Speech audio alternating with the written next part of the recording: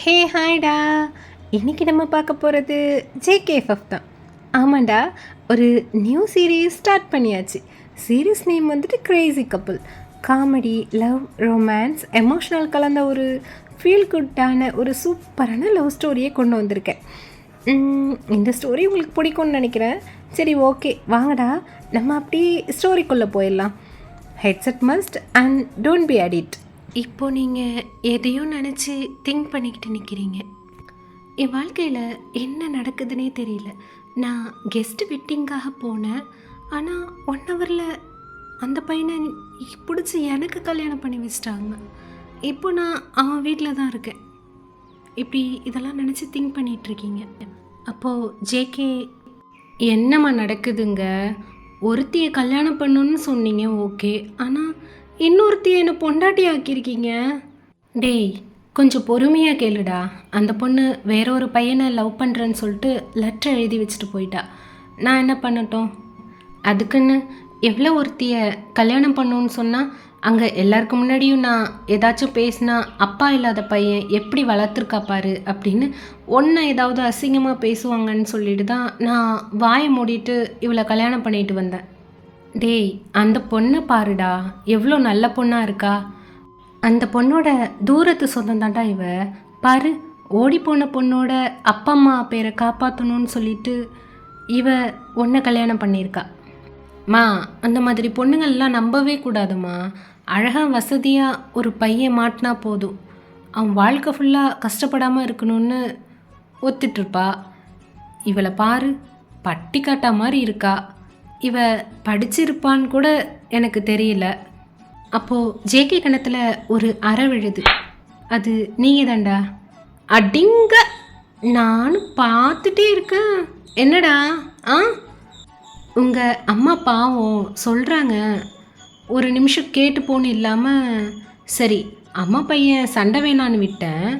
நீ என்னவோ அவ்வளோ அழகுன்னு நினச்சிட்டு என்ன என்ன பட்டிக்காடு சொல்கிறியா? என்னது படிப்பா? நீ என்ன எம்எஸ்சி தானே? நான் எம்பிஏ கோல்டு மெடலிஸ்ட். அப்புறம் உன் காசு எனக்கு தேவையே இல்லை. நான் சோசியல் மீடியாவில் இன்ஃப்ளூயன்சராக ஏர்ன் பண்ணிகிட்ருக்கேன். மந்த்லி என்னோடய இன்கம் என்னன்னு தெரியுமா? 1.5 lakh. நீ வாங்குகிற சம்பளம் எவ்வளோ? ஜேகே எப்படி தயங்கிட்டே 1 lakh அப்படிங்கிறான். அப்புறம் சும்மா அப்படி பாடாத, பார்த்து இந்த மாதிரி டைலாக் பேசினா சும்மா இருப்பேன்னு நினச்சிட்டு இருந்தியா? இன்னொரு அடி விழும். ஹே, நீ என்னை கல்யாணம் பண்ணணுன்னு நான் உங்ககிட்ட கேட்டேன்னா பாவம் ஆண்டி அங்கேருந்து அசிங்கப்பட்டாங்கன்னு சொல்லிட்டு தான் ஒத்துக்கிட்டேன். உனக்கும் எனக்கும் எந்த ஒரு ரிலேஷன்ஷிப்பும் கிடையாது. மீறி நீ ஏதாச்சும் இரிட்டேட் பண்ணணும்னு கூட நினச்ச மௌனே, அவ்வளோதான். எனக்கு உன் மேலே கொஞ்சம் கூட இன்ட்ரெஸ்ட் இல்லை. மா, என்னம்மா இதெல்லாம்? ஃபஸ்ட்டு வந்த நாளே ஓ முன்னாடி நான் அடிக்கிறாம்மா. அங்கே இருந்த பொண்ணுங்களில் இவ தான் உனக்கு கிடச்சாளா? டேய், நீ பேசின பேச்சுக்கு உனக்கு இது தேவைதான். இங்கே பாரு, அந்த பொண்ணு யாருன்னு தெரியாமல் உனக்காக கல்யாணம் பண்ணிக்கிட்டா, உன் மானத்தை காப்பாற்றணும்னு. ஆனால் நீ அவளை அசிங்கப்படுத்துகிற. இங்கே பாருங்க, 2 பேரும் இப்படி இருக்கிறதுக்கு ரீசன் நான் தான். நான் சாகிறதுக்குள்ளே உனக்கு கல்யாணம் பண்ணி பார்க்கணுன்னு ஆசைப்பட்டேன். அதனால தான் இவ்வளவும். என் உயிர் இன்னும் கொஞ்ச நாள் தான் இருக்கும். அதுவரை நீங்கள் உங்கள் வாழ்க்கையை சந்தோஷமாக வாழ முடியுமான்னு பாருங்கள். எனக்காக இல்லை. நீங்கள் ஒத்து போகிறீங்களா இல்லையான்னு பார்த்துட்டு அப்புறமும் அப்படியே சண்டை போடுறீங்கன்னா உங்கள் 2 பேரையும் பிடிக்கலை அப்படின்னா நானே உங்கள் 2 பேருக்கும் டிவோர்ஸ் அப்ளை பண்ணிடுவேன். என்னமோ பண்ணுங்க அப்படின்னு ஜேகே வந்துட்டு அவனோட கோட்டை கழட்டி சோஃபாவில் விட்டு எரிஞ்சிட்டு உங்களை முறைச்சிக்கிட்டே ரூமுக்கு போயிட்டான். ஆண்டி, ரொம்ப சாரி ஆண்டி. இங்கே பாருங்கள், சின்ன வயசுலேருந்து அப்பா அம்மா இல்லாத பொண்ணுன்னா அதனாலே எல்லாரும் என்ன இவ ரொம்ப புருஷனை ரிச்சாக அழகாக தான் பாப்பா அப்படி தான் பேசுவாங்க. இப்போவும் நீங்கள் உங்கள் பையனுக்கு பார்த்தீங்கள பொண்ணு, அவங்க அப்பா அம்மா என்னோட சித்தப்பா சித்தி தான். என்ன உங்களுக்கு பிடிக்கவே பிடிக்காது. ஏதோ வளர்க்கணும்னு ஹாஸ்டலில் சேர்த்து விட்டாங்க.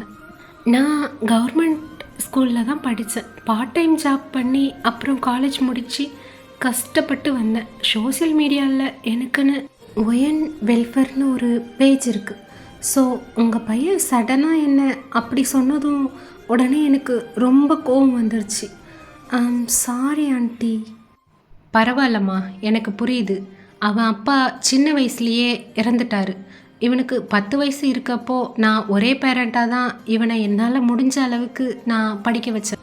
அப்பா இல்லாத குறை அண்ட் நிறைய பேர் இவனை கிண்டல் பண்ணுறது எல்லாம் அவனை இப்படி மாற்றிடுச்சு. இவனை நீ மாற்றணுன்னுலாம் நான் சொல்ல மாட்டேன், பட் அவனுக்கு ஒரு சான்ஸ் தாம்மா. சத்தியமாக அவன் உன்னை நல்லா பார்த்துப்பான். சரி ஆண்டி, உங்களுக்காக 1 இயர், நான் 1 இயர் முடிகிறப்போ எனக்கு அவனை பிடிக்கலைன்னா I'm sorry, but I will apply for a divorce aunty. தேங்க்ஸ்மா. உன் திங்ஸ் எல்லாம் அந்த ரூமில் இருக்குது, நீ அங்கே வெக்கேட் பண்ணிக்கோ கம்ப்ளீட்டாக. அவன் என்ன சொன்னாலும் நீ யோசிக்காத. சரி ஆண்டி. ஒயன்மா, நீ என்னை அம்மானே கூப்பிடலாம். சரிம்மா. நீங்கள் சிரிச்சுக்கிட்டே சொல்கிறீங்க. அவங்க உங்கள் தலையில் கை வச்சு அப்படியே மூடிய கோதி கொடுக்குறாங்க. நீங்கள் இந்த ஜேகேக்கு ரொம்ப அழகான நினைப்பு தான் சே அப்படின்னு சொல்லிட்டு உங்கள் ரூம்குள்ளே போகிறீங்க. நீங்கள் எடுத்து வந்த ட்ரெஸ் எல்லாத்தையும் சரி பண்ணி அங்கே எடுத்து வச்சிட்ருக்கீங்க. நீங்களும் உங்கள் அத்தையும் நீங்கள் 2 பேருமே ஒருத்தருக்கு ஒருத்தர் நல்லா பேசி பழகி ரொம்ப பாண்ட் ஆயிட்டீங்க. உங்களுக்கு ஜேகேவோட அம்மாவை ரொம்ப பிடிச்சு போச்சு. மார்னிங் ஒர்க்குக்கு போனால் நைட் வந்ததும் அவங்க அம்மா கூட தான் ரொம்ப சிரித்து பேசிக்கிட்டு இப்படியே உங்களுக்கு டைம் போகுது. நீங்கள் ஜேகேவை கண்டுக்கிறதே இல்லை, அவனை ரொம்ப இக்னோர் பண்ணிடுறீங்க. ஒன் டே ஆன்ட்டி மார்னிங்கே கிளம்பி டெம்பிளுக்கு போயிடுறாங்க. நீங்கள் கிச்சனில் காஃபி போட போயிருக்கீங்க. அப்போது ஜேகே கிச்சனுக்கு வரான். அம்மா காஃபி அப்படின்னு சொல்லிட்டு உள்ளே வந்தவன் உங்களை பார்த்தோன்னே அப்படியே நின்றுட்டான். ஹே, நீ என்ன பண்ணுறீங்க? காஃபி போடுறேன், தெரியல. அம்மா எங்க? நான் என்ன செக்யூரிட்டியா? யார் எங்கே போகிறான்னு பார்த்துட்ருக்க? ரொம்ப பேசாத, மரியாதையாக சொல்லு. எங்கள் அம்மா எங்கே? என்ன பண்ண அவங்கள? எக்ஸ்கியூஸ் மீ, அன்னைக்கு வாங்கினாடி பத்தலை உனக்கு? ரொம்ப பேசுகிற. எனக்கு அந்த வீட்லேயே பிடிக்காத ஆள்னா அது நீ தான். உன்னையே நான் ஒன்றும் பண்ணலை, அவங்கள என்ன பண்ண போகிறேன்? சே, உன்னை போய் கல்யாணம் பண்ணுறதுல என்னோடய சுச்சுவேஷன் இருந்ததை நினச்சாதான் எனக்கு கேவலமாக இருக்குது. கரெக்ட். அங்கே ஒருத்தி கூட உன்னை கல்யாணம் பண்ண ரெடியாக இல்லை. நான் தான் போனால் போகுதுன்னு வாழ்க்கை பிச்சை போட்டிருக்கேன். என்னடி சொல்கிற? ஹே, என்னடா சொல்கிற? நானும் வாடா போடான்னு பேசுவேன், அப்புறம் பார்த்துக்கோ. சே, அசிங்கமாக இல்லை உனக்கு? ஆமாம், கொஞ்சம் லைட்டாக. நீ வேற அவ்வளோ ஹேண்ட்ஸமாக இல்லை.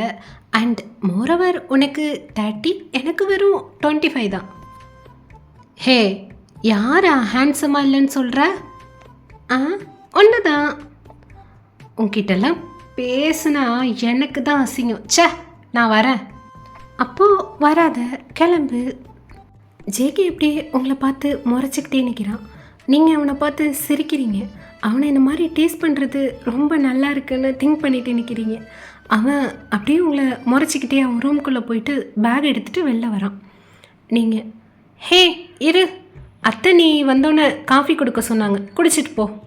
உன் கையில் செஞ்ச காஃபியை மனுஷன் குடிப்பானா? அதுக்கு தான் உனக்கு கொடுக்குறேன்.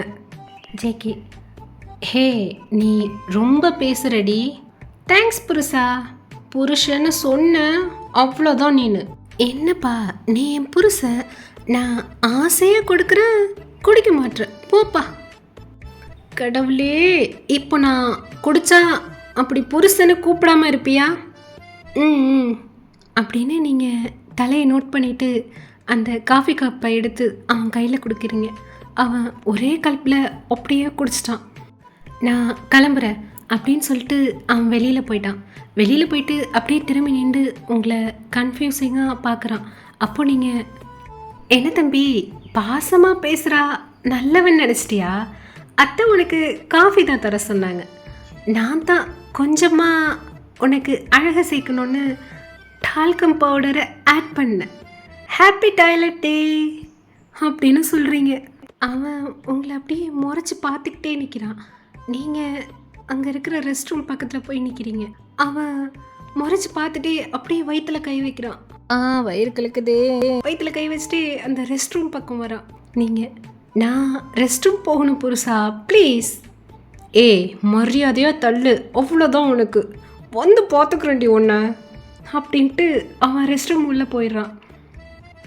வந்தாதானே அவனை பார்த்து அவ்வளோ சிரிக்கிறீங்க. அப்படியே சிரிச்சுக்கிட்டே நீங்கள் ரூம்குள்ளே போயிட்டீங்க. அப்போது உங்கள் அத்தை உள்ளே வராங்க.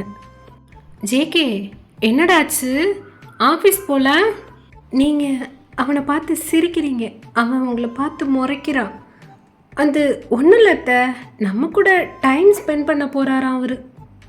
நான் ஃபுட்டு கூட ஆர்டர் பண்ணிட்டேன் அத்தை. வாவ் சூப்பர்மா.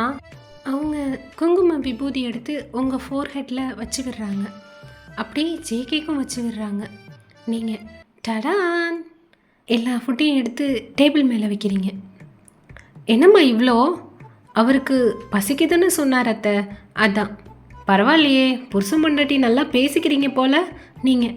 ஆமாம் ஆமாம் அப்படின்னு தலையை நோட் பண்ணிவிட்டு ஒரு பிளேட் எடுத்து அதில் ஃபுட்டு வச்சுட்டு ஜேகே கிட்டே நீட்டுறீங்க. ஏங்க இந்தாங்க ஃபுட்டு சாப்பிடுங்க. எனக்கு வேண்டாம். டேய், அவள் எவ்வளோ ஆசையாக தரா, சாப்பிடு. என்னது ஆசையாவா? மா உனக்கு தெரியாதும்மா, எனக்கு வயிறு சரியில்லை. அடடே சரி விடு, நீ ஜூஸ் குடிக்கிறியா? ஜேகே சொன்னதும் நீங்கள் உடனே நான் போட்டுட்டு வரேன் அப்படின்னு கிளம்புறீங்க. உடனே ஜேகே ஐயோ அம்மா நீயே போடு ப்ளீஸ்.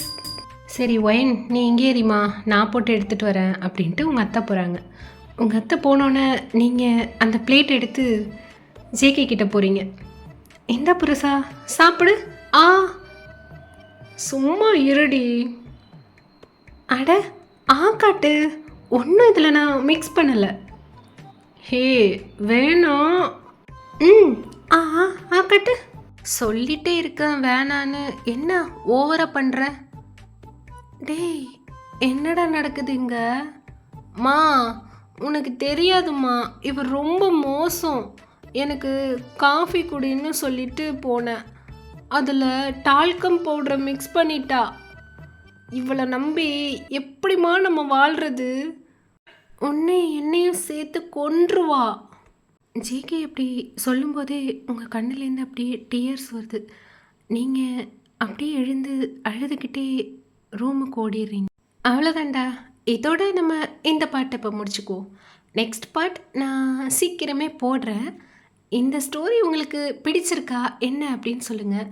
உங்களுக்கு பிடிச்சிருந்துச்சுன்னா லைக் பண்ணுங்கள், எப்படி இருந்துச்சுன்னு முக்கியமாக கமெண்ட் பண்ணுங்கள். ஓகே, அப்போ தான் எனக்கு இது உங்களுக்கு பிடிச்சிருக்கா என்ன அப்படின்னு தெரியும். ஓகேவா? பபாய் அர்மீஸ்.